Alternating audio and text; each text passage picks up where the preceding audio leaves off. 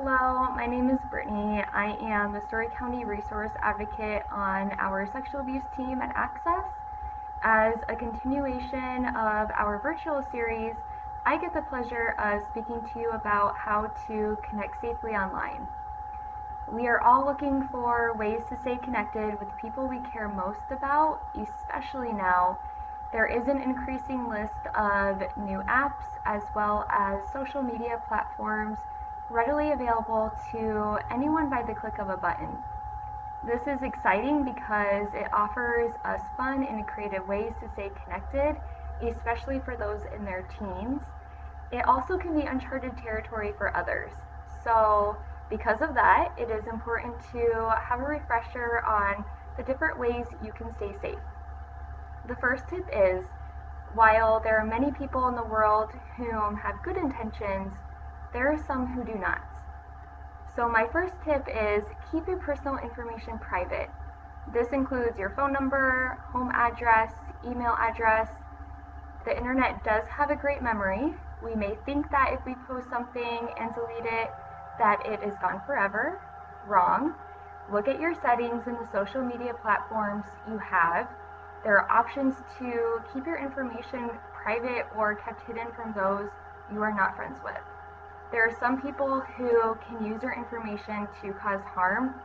So by keeping your personal information private, you can stay connected with those you are close to and not have to worry about strangers trying to connect with you. The second tip that I have is to try to keep your online circle the same as your in-person circle. It is easy to accept friend requests from anyone, but you wouldn't speak or befriend everyone you pass while walking on a street, so why do it on the internet? At least while walking on the street, you can see the person standing in front of you, so this is a reminder that it is possible to get a friend request from someone who has a profile picture of a person that is young, attractive, and in their bio it states they are 16. However, anyone can go onto Google, save a picture, make it their profile, and type in they are 16 and start friend requesting people.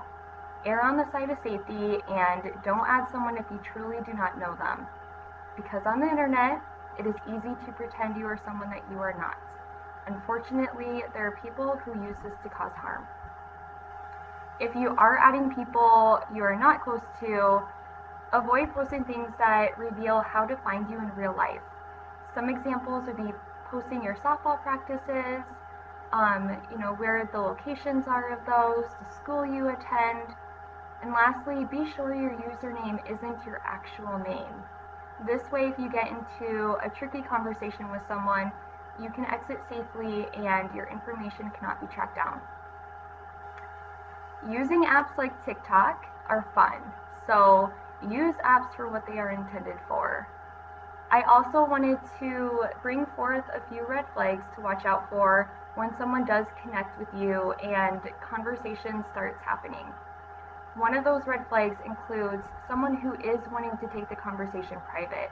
The person's intentions of doing this could be because they don't want the conversation to be quote unquote overheard by others in the chat room. Another red flag is if someone asks if you are alone, this should be a huge red flag.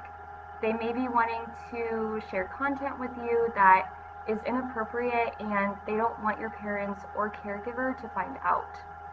They could be asking if you are alone in order to get information from you as well. If someone asks for your phone number so they can call or text you, this too can be a red flag.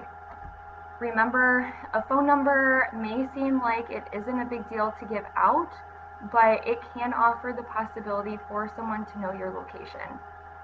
And lastly, if someone says they have a way you can earn fast cash, it may be one thing if it was a family member asking if you can mow the lawn or help them with a side project. However, it is a red flag when a stranger or someone you don't know well is stating they have a way you can earn lots of money quickly, such as things like a modeling gig.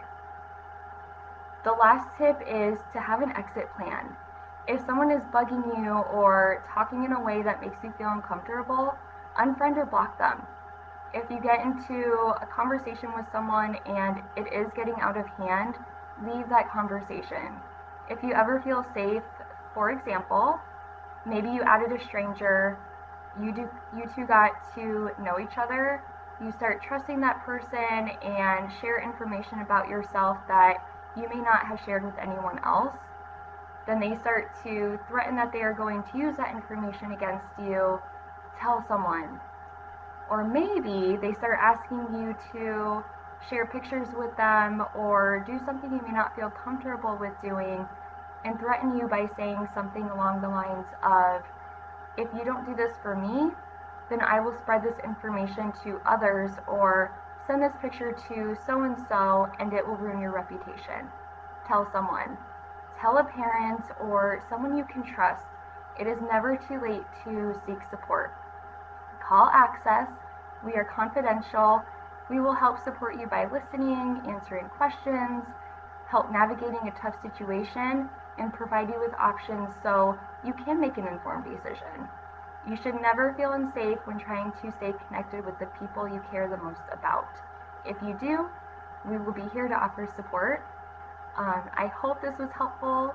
Stay safe and have a wonderful rest of your day.